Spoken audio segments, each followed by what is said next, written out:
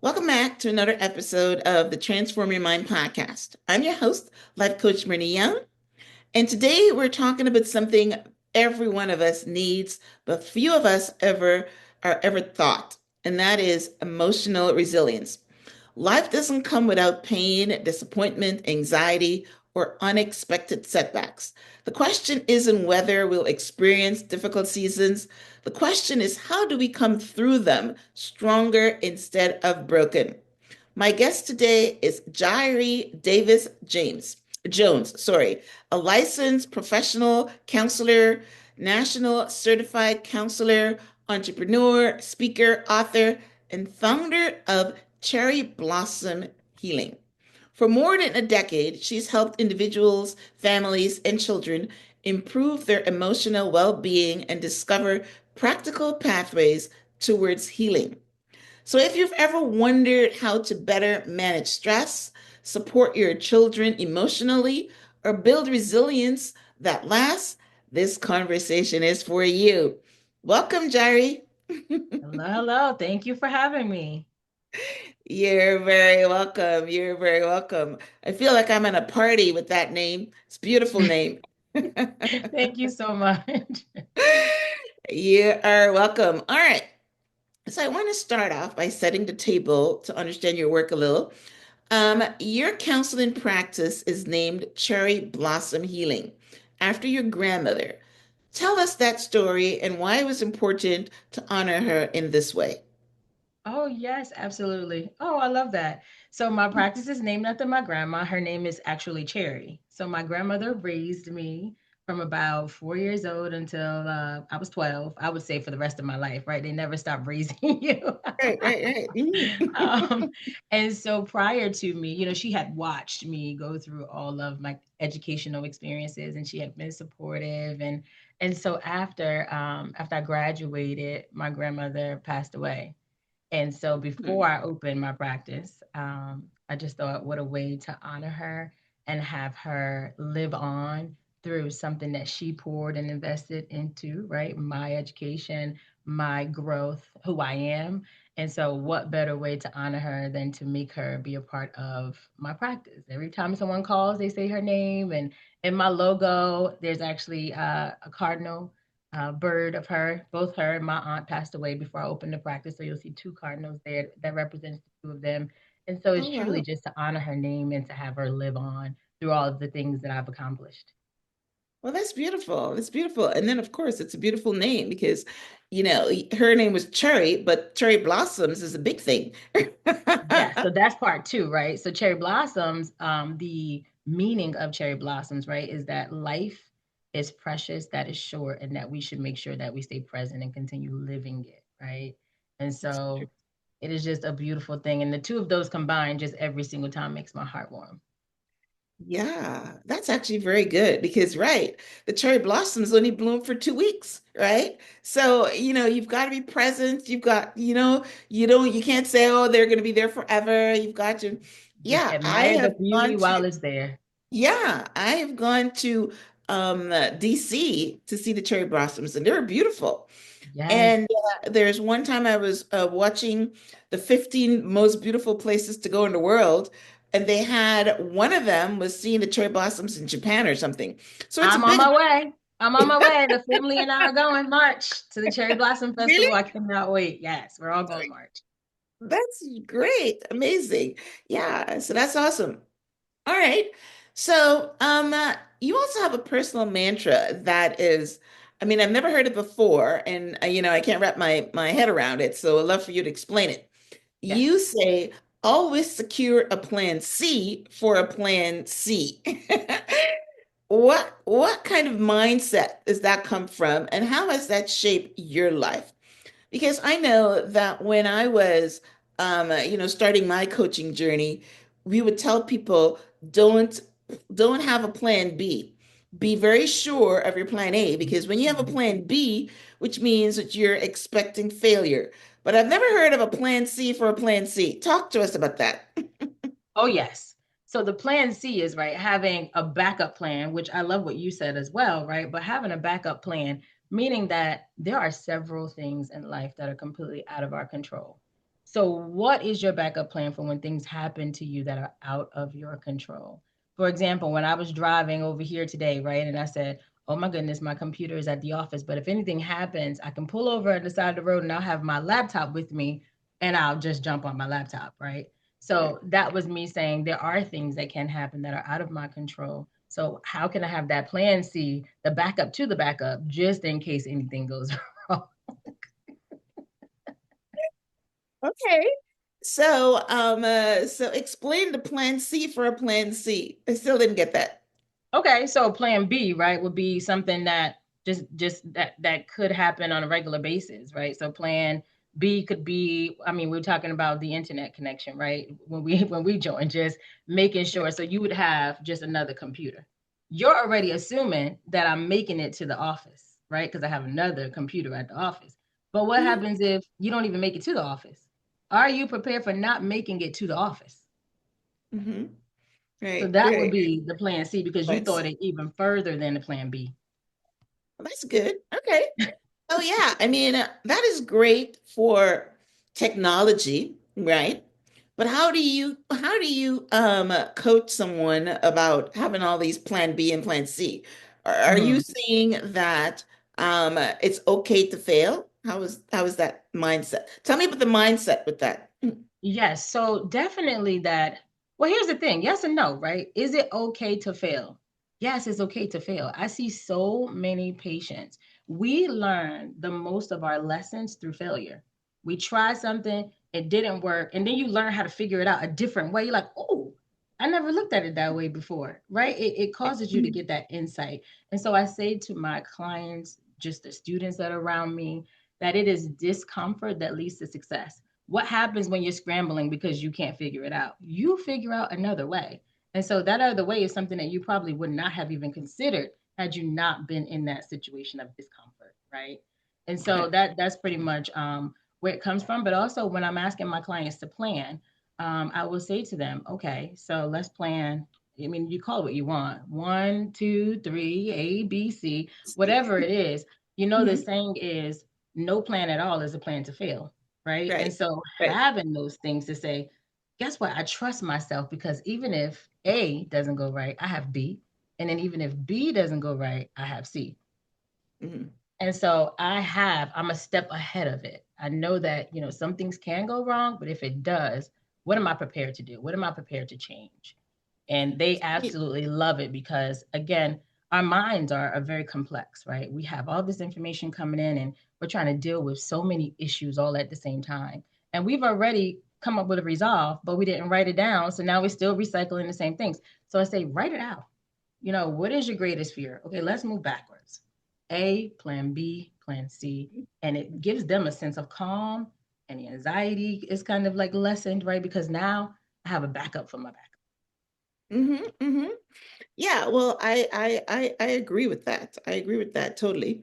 That you should always have and yes, you brought up a good point. I am actually recording on my laptop today because my computer system all of a sudden didn't seem to want to work, and I had to buy a new Mhm. one. It's coming tomorrow. So my Sometimes. laptop has always been my backup, right? But yes, because you're right. So, I mean, there's no backup for the internet because, whatever. If it don't work, it don't work. But then, for things like technology and so you have a backup. Now, if both my computer and my laptop is down, I have to cancel because I certainly don't have a third laptop. We have to get But you that third one. right, no, we're gonna have to call and cancel. Sorry. But when let's say that we're playing devil's advocate, you talked about students, right? So if a student comes into you for counseling and they say, okay, I want this career, right? And if this career doesn't work or whatever, I'll go to this career. And if this doesn't work, you're giving them a plan C.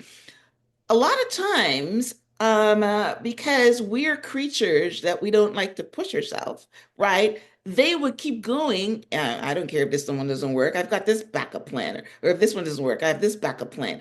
Do you find that that affects people's drive because they always think they've got something to catch them? With the students, I haven't found that. I don't believe that it would affect their drive because everything they selected came from within, right? It was something that they were passionate about. I Okay. always tell my students, as a matter of fact, find yourself work or a job where you never have to work a day in your life.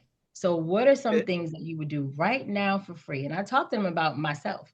I love therapy so much. I love helping. I love what I do that sometimes I walk out of session and I forget to get paid because I didn't feel like I worked. It's like you did something and you get a bonus for it. Like, Beautiful. That's what? beautiful. So it just Yes, feels like yes. there's something extra there because I'm so passionate about it. So when I direct either my students or adults, sometimes we have a second win. I tell my students it's never too late to grow up and it's never too late to want to be something different, right?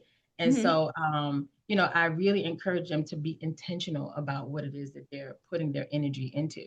And because you're students, you have a while. So I love to give them those three options as early as possible. I work with eighth graders going into high school, right? They're doing that transition. And now Hmm. they're forcing them to pick a career eighth grade and then focus on that career throughout high school. And so I'm like, wait. Like, okay, Yeah. so let's give them exposure to all of these things. So then maybe they can narrow it down. But to choose three things intentionally. And so I don't even call it work when I'm working with students like that early. It's like, what are things that you enjoy doing? And then from there, I give them occupations that match those interests. Yeah, yeah. Well, that's good. Right. Yes, that's very good. Because yeah, I figured I heard you said the word students and that and that's what I picked up on. Because yeah, but you're right. That's excellent. Because if it's coming from a place of passion and it's not coming from, I mean, when my daughter was in school and when I was in school, you had a guidance counselor that would pick. In fact, I heard something today that I was reading a book and they're saying that 98% of people don't like their work Mhm. because they picked it not the way you're telling people to pick it, by what you're passionate and what you would do for free. They don't have that choice. A guidance counselor or somebody told them, hey, you know what? Like maybe everyone is going in AI now. I don't know You if want to there's make more, money? but Here's what you do, you make money. It's like, yeah, no. exactly. I remember when I picked computers, for my degree because they're saying computers were coming around and you should have, but I didn't have any aptitude to program because that was not my brain set. You know what I Okay. mean? So I learned computers and then I sold them. Because it wasn't anything. I am not a computer programmer. You know what I mean? It's not my skill Yes. set.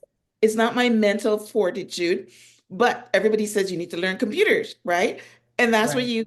that's the kind of vocation you would go into because somebody says that this is what they look at the highest paid jobs and they're saying, well, this is the one you should go into. And it's not coming from your personal preferences, your Yeah. personal skill set, or any of that.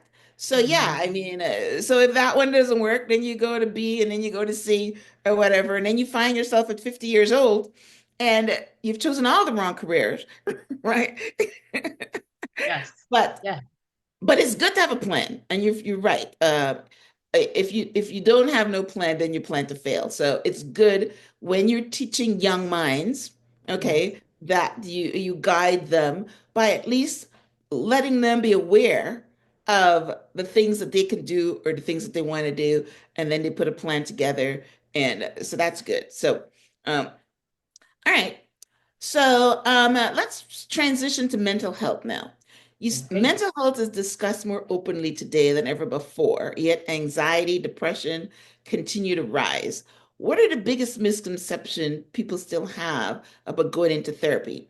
Now, we're talking about your adult clients now. I mean, I don't Hmm. think you have therapy for the eighth graders, but I do. I see all ages here, but yeah, we can focus on adults. Yes. right, right. But yeah, why do you think there's still a stigma, especially in the Black community, about therapy? Mm. So I'm going to answer this two ways. One, and I'll get to the Black community second, right?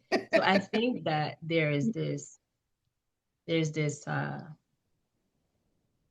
understanding that therapy is going to fix you, right? You're going to go in, there's a remedy, and you're going to be fixed without you doing any work, without you being challenged, without you being stretched, without you having homework, without you having to dig into past traumas and hurt, but you're just going to be healed and it should be fast. If you're going in and you by session two and you still don't feel a change or they haven't fixed you, there's something wrong, right? So that's the first thing, Okay, all is right. that therapy is about a collaborative relationship, right? It's about letting the therapist in. It's about feeling safe enough to do that, right? Feeling open enough to be vulnerable and honest about what it is that you're there for. A lot of times people are coming in with presenting problems and they're not being honest originally because they don't have that trusting relationship. And that takes time, right? Just for you to get to know that, hey, I see you, I hear you, I can feel you, I can relate, I understand. Like that takes time to build that relationship. And so just understanding that is going to take time for you to start to see results. And that is also going to take your input and your commitment and your willingness to be self aware. So it's a two-party interest, right? It's not just one way. And now shifting into the Black community, therapy was always seen as just being for the crazy people, right? Just crazy people go to therapy. It must be something wrong with you if you're going to It's true. It's a true. shrink, right? There's something wrong Mhm. with you.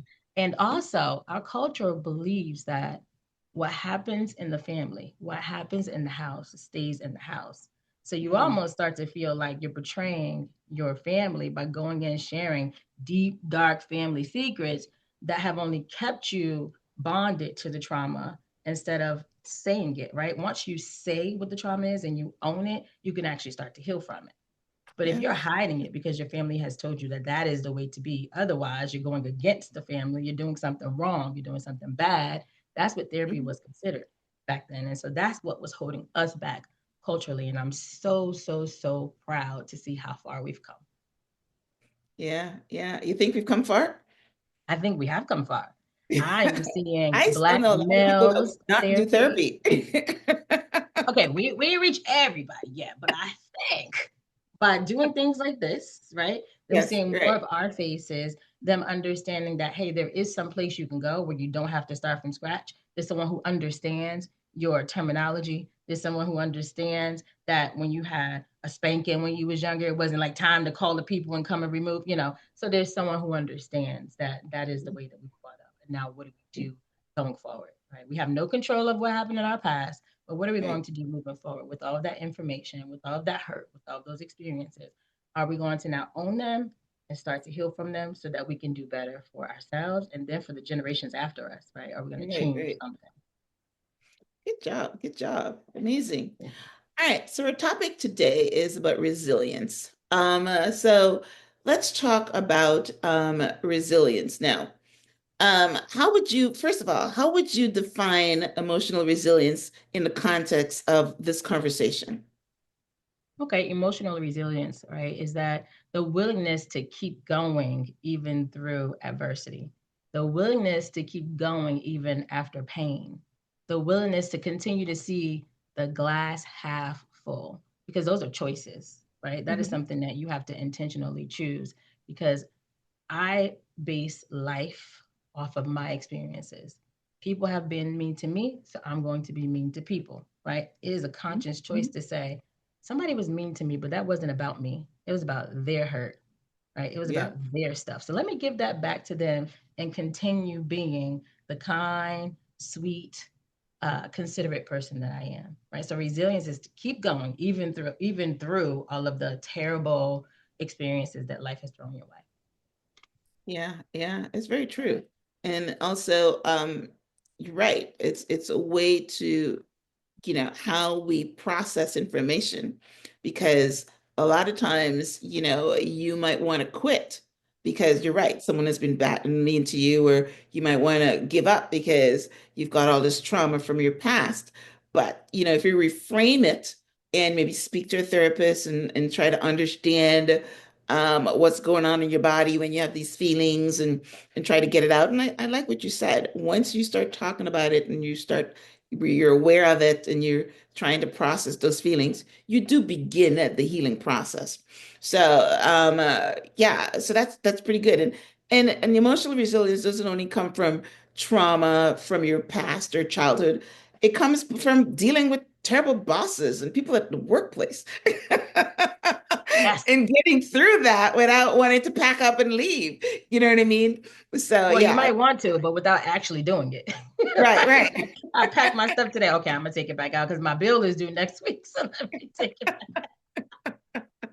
Exactly. Yeah, back. because there's a lot of emotional and emotional resilience is required to working some of these offices these days. All right. Now, I'm glad that you brought up trauma because I'm spending a lot of time on trauma now on the show. It's almost becoming like a trauma show. Almost every guest, regardless of the topic, we seem to come right back to this trauma. It seems to be foundational. So, a lot of my listeners have survived childhood trauma. So, can resilience coexist with unresolved trauma? I know the answer to this, but explain it to our Um, audience. Absolutely, right? Can resilience exist without like taking care of what that trauma was? Is that what you're saying? Right. Hmm. Yes, it can. I mean, I'm a living witness of it myself. I had a lot of childhood trauma. My mom was addicted to drugs, and therefore, I was abandoned at an early age, and I suffered with a lot of things, such as like depression, low self esteem, questioning my self worth.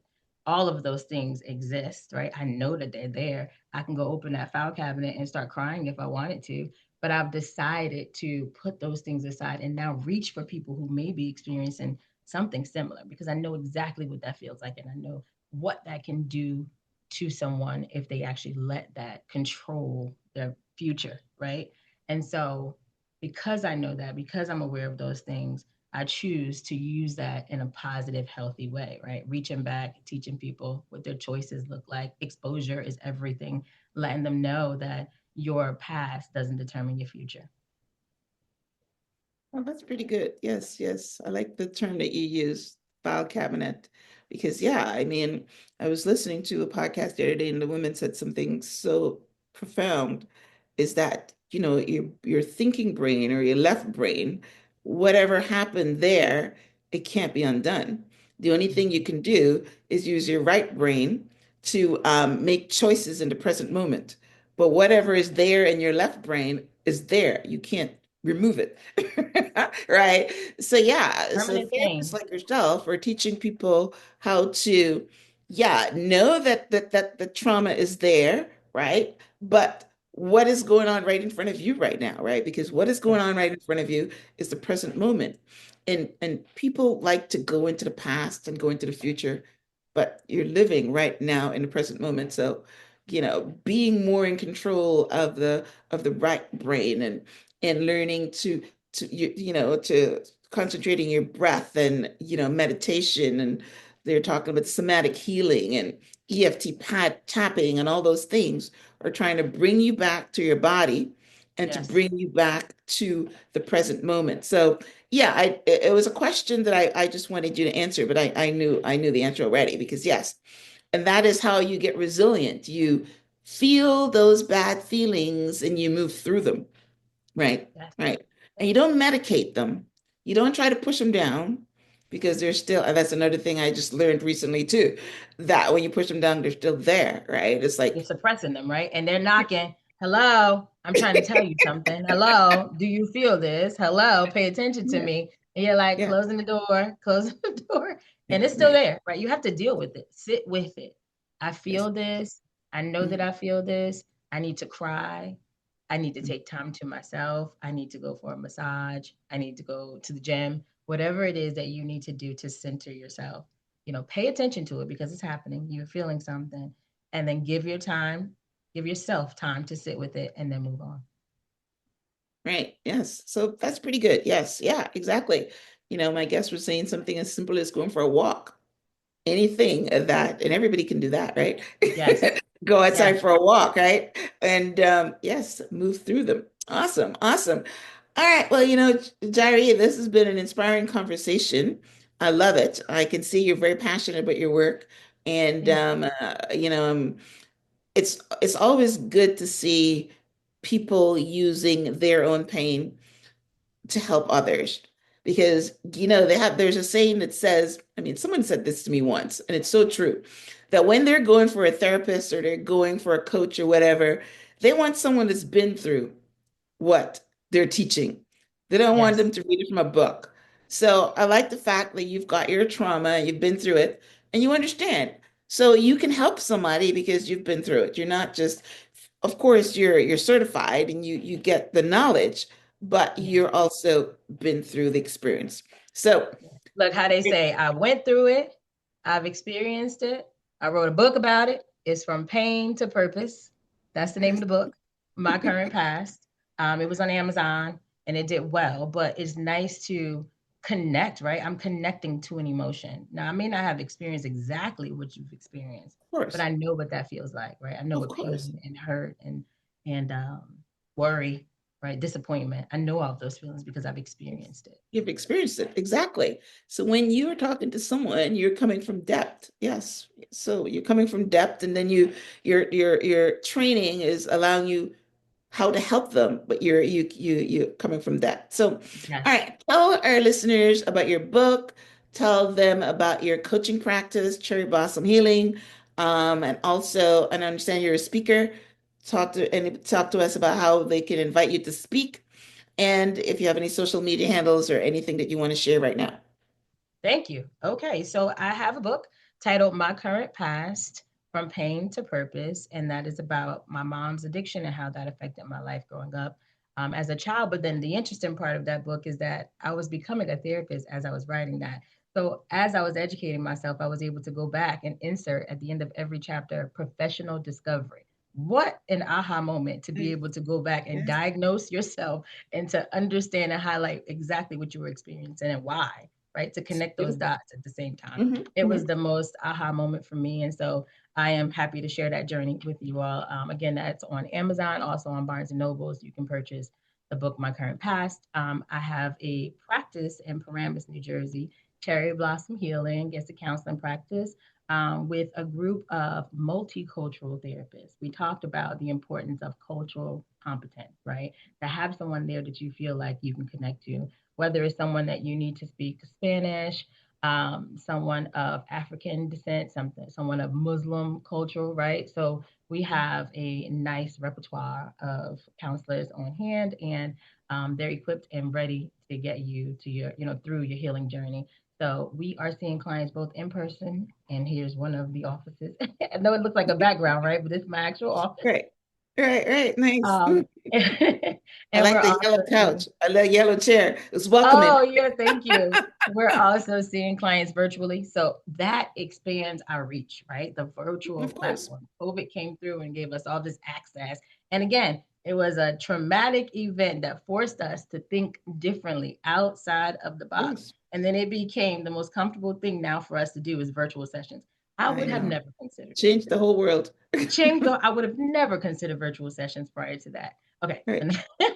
The next thing is that my social media handles, everything is Cherry Blossom Healing. So you can find me on Instagram, Cherry Blossom Healing, Facebook. I have a LinkedIn profile, Jhiree Davis Jones. That's Jhiree Davis Jones. And you can email me in case you are interested in any speaking engagements or panels, everything. I'm open to any speaking engagements. You could email me at info@cherryblossomhealing.com. Again, that is info@cherryblossomhealing.com. And I would just love to, hear from you, whether it just be an email with a question about therapy. Maybe you're sitting on the fence about whether or not, it's something that you want to start, or whether you feel that you can share in therapy, or if you had a bad relationship with a therapist and you need some motivation to get back out there, just shoot me an email and I am willing to, speak with you because as you can see, I'm very passionate about the field. I love it. I encourage it. And I want everyone, right? It's not just for the privileged, it is for everyone to have the access to therapy because it is truly like what turns the switch for you, right? It helps you Yeah. to connect so many dots in life and then plan for how you want that future to look. So again, I'm Yeah. Jhiree It's Davis very Jones. true. Thank you so much for having me, Myra. It's been great. Yeah, we had a great conversation. That's beautiful. One last question. So your website is cherryblossom.healing.com? Yes. Okay. Very good. The most important information. www.cherryblossomhealing.com. Yeah, all right. Yeah. So Um, I will have a snapshot, an article of my conversation with Jhiree on the show page, which is myhelps.us. And I will link out to her website. I'll link out to her book and also link out to her social media handles so that you can, you know, um, reach out to her after this information. I'll also put the email address as well in the show notes. So if you wanted to email her. But yeah, I mean, this was a good conversation on therapy. It's a good conversation on being prepared, having a plan. We started off by talking about plan A, B, and C, right? And then we transitioned into mental health. So, yeah, mental health is one of the big topics because yes, so many of us, including myself, had childhood trauma. And yeah, there's a big number, big number. So, when you have childhood trauma, yes, you have unresolved childhood trauma, it's a totally different thing.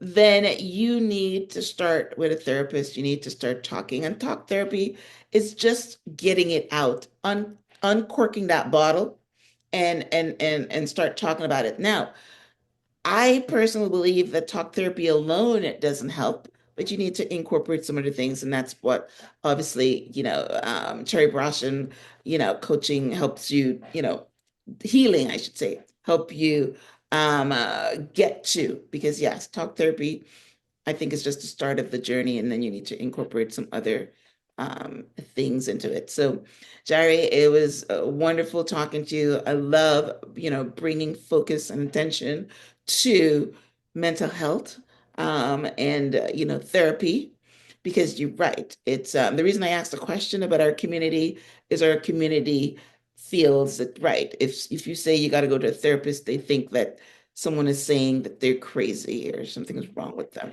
Right. And then you go to the other side where everybody has a therapist. Yes. If you don't have one, there's something wrong with you. They're like, what? You don't have a You. therapist? Everybody has a therapist. It's like a fashion statement. Honest to goodness. It's Yes. amazing. Yes. And Myra, I want to add, be wary of a therapist who say they do not have a therapist. Because if you believe in it, That's right. Yes. why don't you Yes. have a It's just therapist? like a coach. You have to have a coach. Right. Yes. Yes. So I go to Very my sessions faithfully. good. Yeah, because you also had trauma, so you're still working through it, or you might have gotten to the other side, but it's still good for Yes. maintenance. Right. Yes. When you go to that file cabinet, it's Yes, there. exactly. Exactly. Awesome. Yes, and I enjoyed our conversation. Thank you guys for tuning in to this week's episode of Transform Your Mind so you can transform your life. Today we're talking about emotional resilience and trauma and having a plan. All right. So good conversation with Jhiree. Make sure you follow her. Make sure you reach out to her if anything in this conversation resonated with you. Thank you, Jhiree, for being on the show. Thank you guys for tuning in. Until next time, namaste.